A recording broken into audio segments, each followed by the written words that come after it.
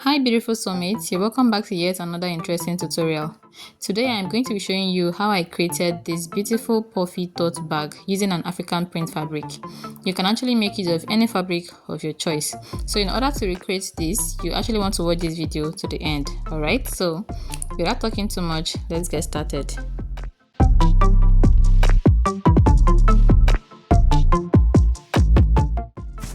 So dear soulmates, right here I've gone ahead to cut out my patterns, alright, and I have two here. One is going to be the main fabric while the other will be the lining piece. So what we have here is 15 inches. Mind you, this fabric is on fold, so by the time we open it up like this, we have 30 inches. So I'm going to measure this again for you to see. So this is 30 inches while the width is 15 inches. Also, my fabric has patterns, so this one that has the design in the middle will be the main fabric, while this other one that has kind of scattered design will be the lining. Okay, so while working with an African print, just take note of the patterns. So for the straps, I actually went ahead to apply interfacings for the straps, so I'm going to measure it and show you what the measurements are like.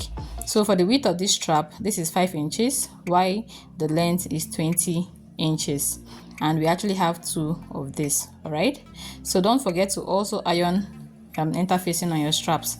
So we're going to be setting this aside, and I'll show you the next material. So this is a foam, and this is the other foam. So personally, I prefer making use of this thicker foam. This brown one is a bit thicker. All right, this is what fashion designers use for wadding, but for shoemakers and bag makers, they make use of this. But personally, I am not really a fan of this because it gets torn easily. If you look at this foam, you can see some plates are already torn. All right, so depending on what you want to the result you want to get, you can just work with any of them, but first you want to try it out and know which one works properly for you. So I went ahead to place the main fashion fabric on the foam. I'm going to pin this down, then go ahead and cut it out.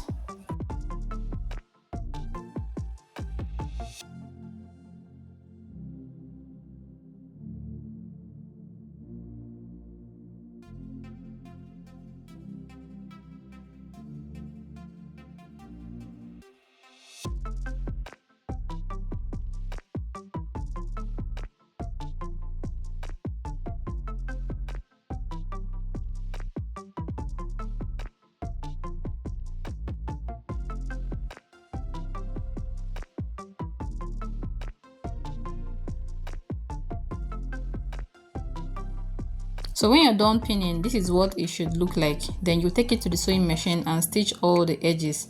While stitching, you need to be very careful so your foam doesn't get torn or also having uneven edges. All right, so I've gone ahead to stitch this, and this is what I have.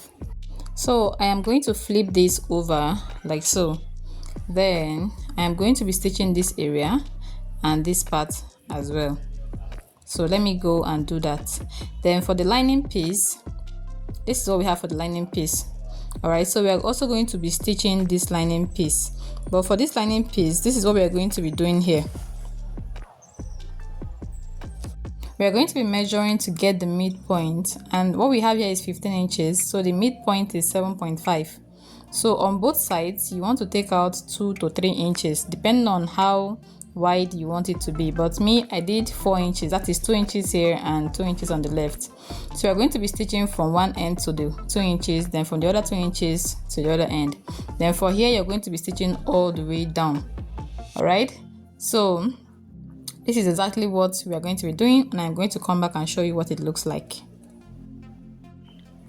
So guys, we've gone ahead to stitch this, and this is the main piece of the bag. All right, and this is the lining piece. So remember that we stitched to this part and from here, so automatically you have here open, but I'm going to advise you do 3 inches because at the end of this bag to flip it was really hard. So what we are going to be doing, can you see this? This is also open. So what I'm going to be doing right now is to stitch this lower part, and I'm going to show you exactly how I did that. So I'm going to be measuring 2 inches.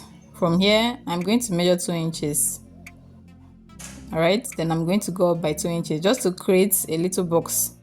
All right, you're going to connect this box together like this, and you repeat the same thing for the other part.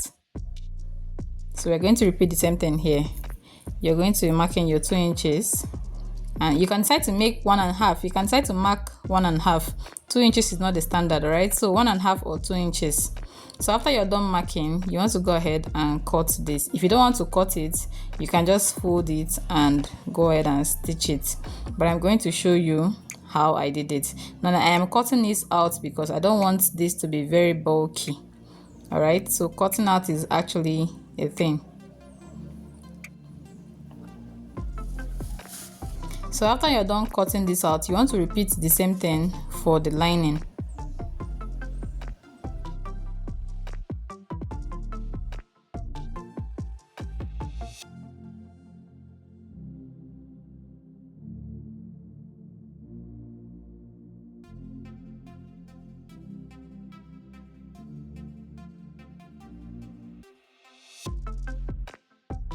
So after the cutout, this is how you're going to stitch it. You're going to open it up like this, just in a slanted manner. Make sure the area you stitched, you open up the seams. Then you're going to stitch 1/2 inch. And we are going to repeat the same thing for this part. We're going to also stitch 1/2 inch. All right. So for the main bag, what you want to do is to fold this and make sure you wring out the material. That way, while stitching, you're going to be stitching the material alongside the foam and not just the foam. All right, so we're going to go and do this, and I'll show you what it looks like. So guys, this is what we have. Can you see how the shape of the bag is already forming? So I'm going to be turning this inside out. So while turning this, you want to do it gently so your foam doesn't get torn. Then we're going to arrange this properly and set it aside alongside the lining. Then we're going to be working on the strap. So for the strap, this is what we are going to be doing for this strap. Remember, it's 2 pieces for the handle, one for the other, for the left and one for the right. So I'm going to be folding it like so, making sure it meets each other. Then I'll fold it just like a bias form, okay, but this is straight. Then you're going to take it to the sewing machine and sew very close to the edge, very neatly. It can actually help if you iron this out. That way the fold is going to be in place while you are sewing. So I'm going to take this to my sewing machine and I'm going to stitch, then come back for us to continue. So after we are done working on the straps, that is the handle, this is what you're going to be doing. All right, so I'm going to be marking 3 inches. You can mark 3 inches, you can mark 3.5, but just make sure it has enough gap. Another thing you can do is to get the midpoint, just like this. You mark the midpoint, then determine the spacing of your handle. All right, so whichever one that works for you, but for me, I am marking 3.5 on both sides just to make sure it is equal. All right, if you actually want to get it so perfect, or you want it to be really equal, just mark the midpoint and determine the spacing for your handle. But for me, I am marking just 3.5 on both sides, just like so. Then I am going to flip it over and repeat the same marking. So dear soulmates, if you've gotten to this part of this video, that means you're getting value. Please do not hesitate to give us a thumbs up, share and subscribe to our channel because we have more amazing tutorials coming up. And also you want to become part of our family. Alright, here we share all about sewing, craft, and once in a while we talk about fashion business. Alright, so back to the tutorial. So the next thing we're going to do is to be fixing the handle. Now look at how I am folding it, just like this. Okay, you want it to align properly. So I am going to be pinning the handle at that initial mark we made, that is the 3.5. Now if you actually want your handle to have more stability, then you can add a cord. If you don't know what a cord looks like, kindly go to any shop where they sell, or people that make bags and shoes, ask them for cord. They will show you. It is very long and it is dark in color. So I'm going to flip this over and repeat the same thing for this handle. So this is what the bag should look like by the time you're done pinning. The next thing we are going to be doing right now is to attach the lining. So one thing I wanted to state, please, before attaching your lining, you want to subtract 1 inch from your lining piece. That way the lining is going to fit into the bag properly without having a lot of excess. I forgot to remove 1 inch from mine, and by the time I was done, I had a lot of excess inside. So you want the lining to be shorter than the bag. Alright, so moving on, the next thing I did now was to pin the sides together. I made sure the side of the lining and the side of my bag is pinned together, because by the time you flip your bag inside out, of course this is supposed to be a reversible tote bag. Alright, so by the time you flip it inside out, the sides align. Alright, I hope I am making sense. So I'm going to pin this down before I go ahead and arrange the other part. So because we are actually making use of the same fabric for the lining piece, you can call this a reversible tote bag.